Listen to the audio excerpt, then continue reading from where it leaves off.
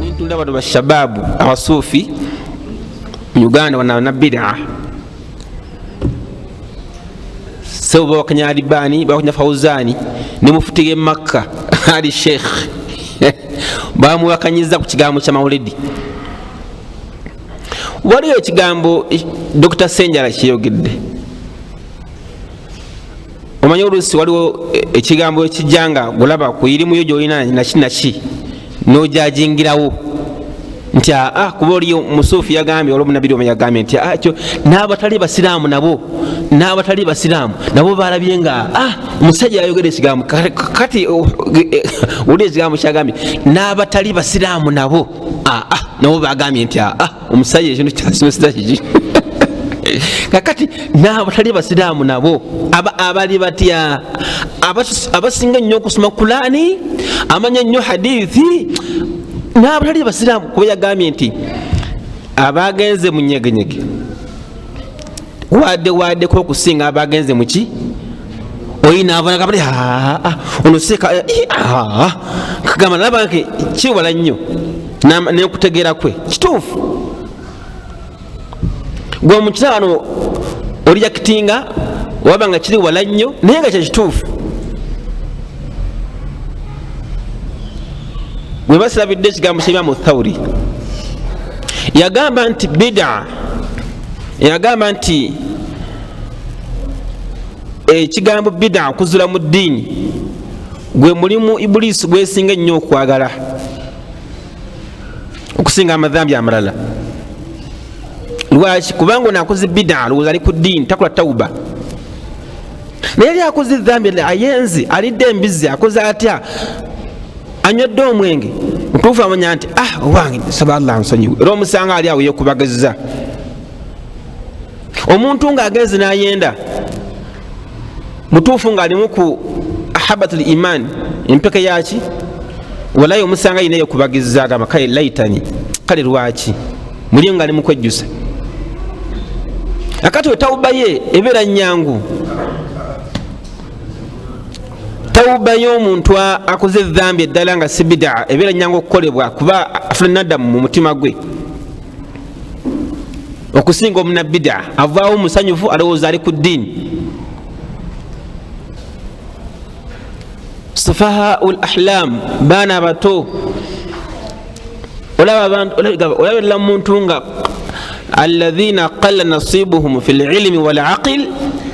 atayina kyamanyi nnyo kiri awo kiwanvu ku ddiini. Sebo awakanya Sheikh Albani muhaddith omusajja yakwata hadithi emitwalo miliyoni bameka muto muno eri abantu Allah bateekawo ng'eddiini kwejja okutambulira. Akati alabyewo omu ku basubahawul ahlami yagambye nti kigambo kya Imamu Thawri ekinakyo tukiraba naye ekyo nganze nkiwakanya. Man anta ya akhi karim Imamu Thawri gwani? Nayita hadithi emisha Imamu Muslim nagiteeka mu kitabu ekiyitibwa nagiwandiika mu kitabu ekiyitibwa wiqayatul muslim min as-sihri wal amrad ash-shaytaniyya, okutangira omusiraamu eddogo endwadde z'amajinni. Kitabu ekyo twakiwanika ne Sheikh Abdul Karim Sentamu Sebyayi rahimahullahu ta'ala. Mubaka tugamba alayhi salatu wassalamu nti Ibuliisu yadau arushahu alima, Ibuliisu eteeka ekitebe kyayo ku nnyanja era ekitebe ky'amajinni ekikulu kiri kuki? Kiri ku mazzi. Kati nentandika okutuma abaana baayo ng'ebalagira bagende bakeme abaki abasiraamu. Akati bakomawo akawungeezi oba ebbanga lyebawadde nti mugende mukumale mukomewo, buli misenja wa Ibuliisu eripootinga nti gwokoze eki gwokoze eki. Kati era mu bonna bwe bakoze era omubaka mentioning alayhi salatu wassalam nti egamba nti nze nina bensanze abafumbo nembabeerako paka lwendese nga bamaze okwawukana Ibulisu yegwe gamba nti aha anta gwosinze kuki bonna abakoze olwali gwokoze otya naye hadisi tementioninga nti gwe mulimu ogusinga okubeera nti Ibulisu gwesinga okwagala. Wama adraka otegeera otya nti mubano begenze Ibulisu okukema temubadde munabida temusanze kati mba mentioning wano omuntu aba akoze bid'a tasubira kwenenya akati ono akoze edhambi eddala olabanga binnyo abeera wadde okuba yasubira okukola ki nenadamu kati omuntu yageze munyegenyege muli yajjusa kakadde ekyantumbonefu kiki saasadde gasina yenaalyeyo Allah nkusaba okola otya kusaba onsonyiwe naye ono yazudde mu ddiini alowooza ali kudde era kati bavudde oluva ku mawuledi eno ate nga bapanga mawuledi nki naye omukolo mawuledi kyeki mawuledi ye birthday ya Nabbi Muhammadin sallallahu alayhi wasallam bwabeera nga omubaka ye kennyini alayhi salatu wassalamu teyakuza birthday ye nga kitaawe ennyini omuto Abu Talibi teyamukuliza birthday ne basahaba ba khulafa ar-rashidin abaddira omubaka alayhi salatu wassalamu bigere tebakuza mazaalibwa tebatekawo omukolo ogwo. Al-a'immatu al-arba'a baimaamu abaana bwe bati butujjako amasala bwe munagamba nti nze ndi wa Shafi'i nze ndi wa Imam Ahmad nze ndi wa Abu Hanifa tebala mukolo gwo mu ddiini. Ffe tulowooza nti imaani etususseeko ne twegatta ne tuteekaho omukolo ogwo nolowooza oli ku ddiini ate buli nsi eba n'enkola yaagwo yeekolamu omukolo ogwo. Nina akatambi ke bandaze wallahi nga bali ku mawuledi baleesa abawala balinga basatu mu ddiiro nga bali mu kuzina omwe akalabyeko nga bali mu kuzina bwe bati bali mu kuzina oba bazinda mufuti waabwe oba bazina Sheikh Kabiru kugamba bali mu kuzina mawuledi balina mu mini bwe bati ai dini hadha bana dini kyeyo ddala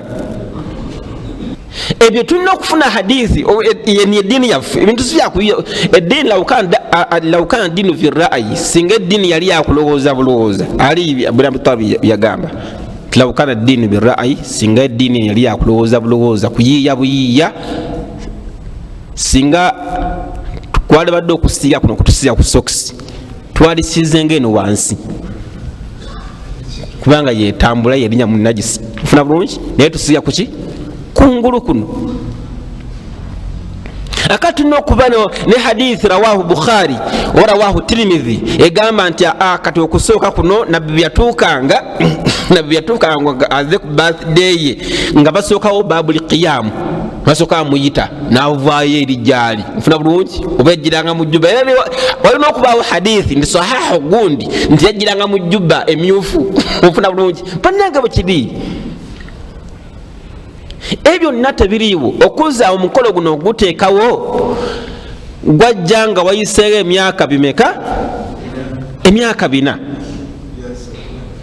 ebyasa ebi 10 ekigenda n'10 nekiddako n'10 bannange mukkirize mugaane ndi basahaba Nabi Muhammadin sallallahu alayhi wasallam wallahi bebatusinga okwagala nabbi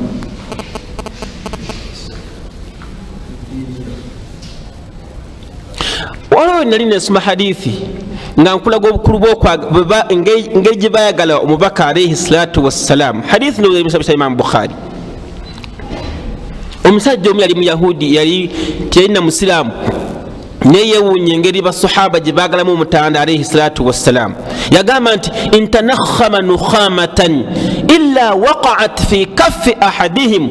fadalaka biha wajhahu wa kaffayhi. Okumanya basahaba bayagala omutanda alayhi salatu wassalam bwe yakolondolanga ekikolondolwa nga buli omu anoonya agenda kukiwandawa, bakirwaniranga bulwanizi ne bakyesiiga emikono ne mu feesi. Oyo tebamwagala, balirese birthday, baligirese bannanga. Omukolo ogwo tuleme kuyiya buyiiya olw'okuba katifu abakulembeze mu ddiini, abamanyi mu ddiini tulina ebigenda bye twagala tuyiseewo, batuwa ebitiibwa, tuli omuceere bayiteko nga luwoomo nga lulwo. Omuceere ogwo banna omuceere guwooma nga mawuledi, omuceere ogw'olumbe noga mawuledi, wallahi biwooma. Allahu akbar. Abasajja ne bagaana okubivaako, oba sitaali egusaamu kisimanyi nakumanya nagulyako nenvaayo navaayo, tutavaayo buvi titwasookera abasinga, titwasookera abasajja bafumba omuceere gw'amawuledi ogw'olumbe, abakazi abo abatasaala bo bali ku kimu kufumba muceere. Ye mukimanyi mawuledi zaffe ezo nga amaseeka abakulu basulawo, aba ne gurufa gyasulamu awo, ne babuuza nti abuuza abakyala, ani agenda okusuzaako sheehe? Kakati ebyo abantu bye batagala kuleka, ani agenda okusuzaako imaamu sheekhe, sheekhe azze mama gundi inshallah. Amaze okugiyawo ne bagiteekawo mbuyibwa time yanga teyajogerako. Teyali rasulu nabiyu yuha ilaihi nti ekintu bwe kizze ku mulembe gwe nga akyali mulamu alina okukyogerako, so kiri yali muntu nga gwe. So nanga kituufu abantu banyiige, naye omuntu aba akoze edhambi eddala ali waddeko okusinga azudde mu ddiini, kubanga yuruja asuubira okubeera nti akola tawuba, naye amanya ali kuki, amanyi nti ali ku ddiini. Shabab sufahaul ahlam,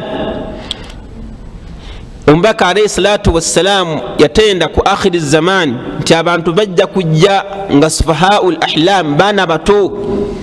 n'amanyi teganakumera, naye nga sebo nabo mu ddiini balinamu omugabo sebo wa fatwa,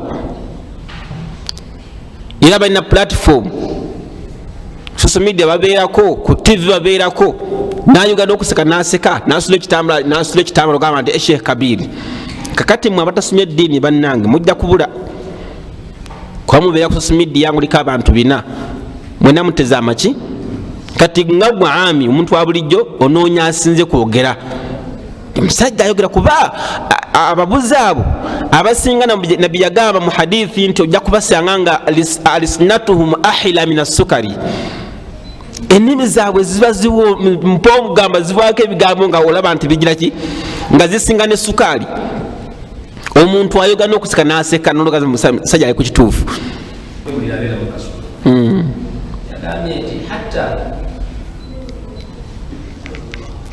nebakyali baddenga nabbi yagamba nti la tahtafiru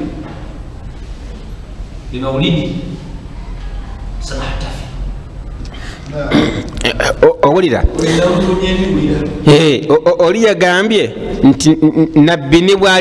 bwe yali baddewo, nabbi ne bwe yali baddewo. Owulira bannange, muwulira,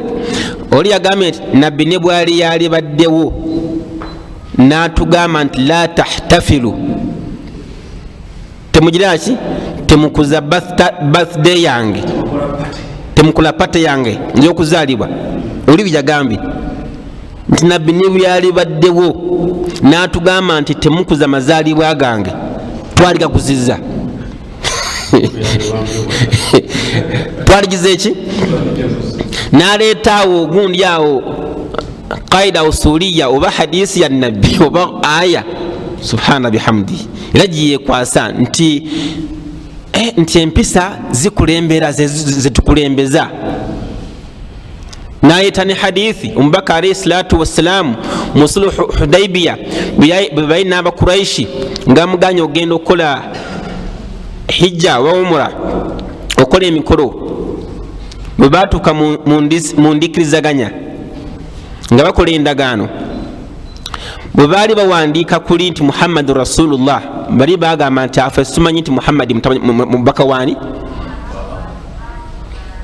bamugamba nti awandikewo nti Muhammadu bin Abdillah gutumanyi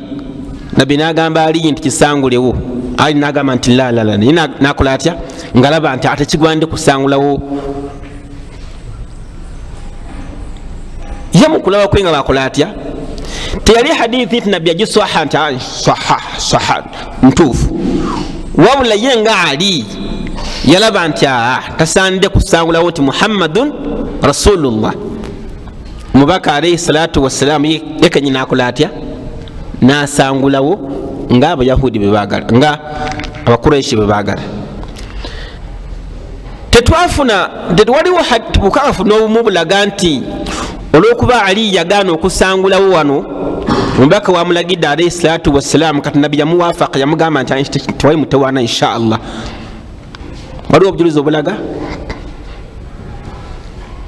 naye oli yagambye nti nabbi ne byayi tuganye okuza amazaalibwa gwe nga waali twaligakuzizza oba olinda ki kati olinde ekigambo kya Ibn Uthaymin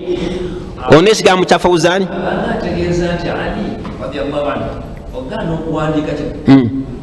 yajema kujeminaga sijja kikola bwe yali ogambe bwoti kati banna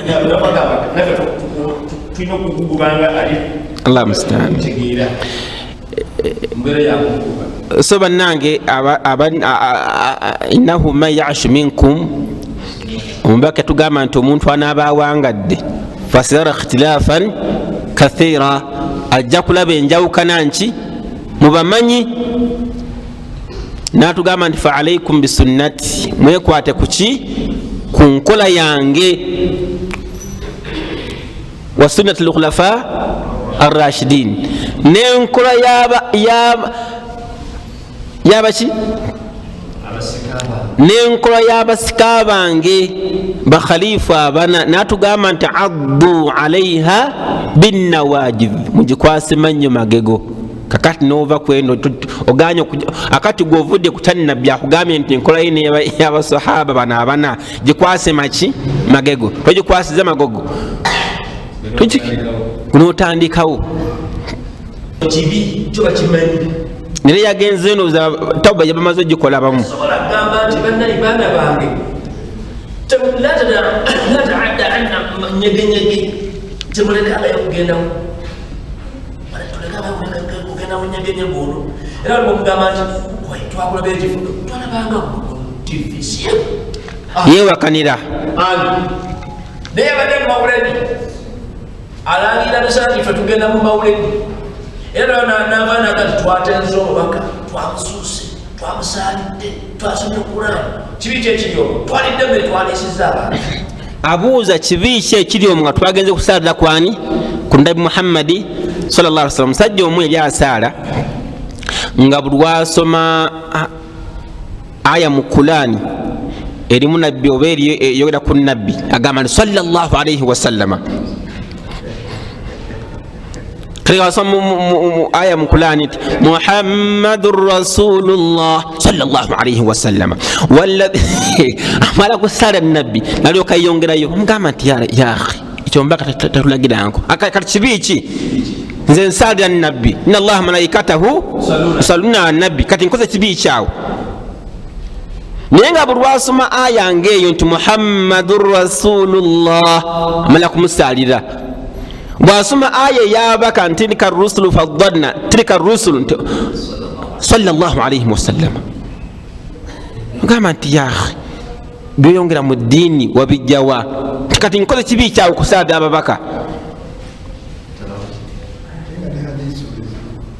abasajja ebintu babitega kifula nnenge الشيخ يسمى حديث من أحدث في أمرنا هذا ما ليس منه ومنت ينازل من الدين يني كتاليمو فهو رد كمد الزوا وليا قامت فهو ما ليس كتاليمو أتى مولدي إريموشي نينا بياليمو جز عليه الصلاة والسلام نايتا حديث رنينيولا كنو يمانيا أنت جاكوبا بويا ndamaita hadithi na mu kitabu kya Imam Bukhari nti man amila amalan laysa alayhi amruna, omuntu yenna akola omulimu nga sigulagidde fahuwa raddu, gumuddizibwa. Nyeganyege, obwenzi, ebisiyaga, kunywa omwenge, byonna ebibeera muki, buli omu akimanyi nti haramu, era bongerako nti haramu ni haramaini, so kiri ababigenzemu abakimanyi nti mubutuufu yakoze eki. Sheekhe kyakugambye nti niyagenze mu nyeganyege teyagala kutegeera nti yakoze atya, era si kumuwaana, alaba nkumukakkanya.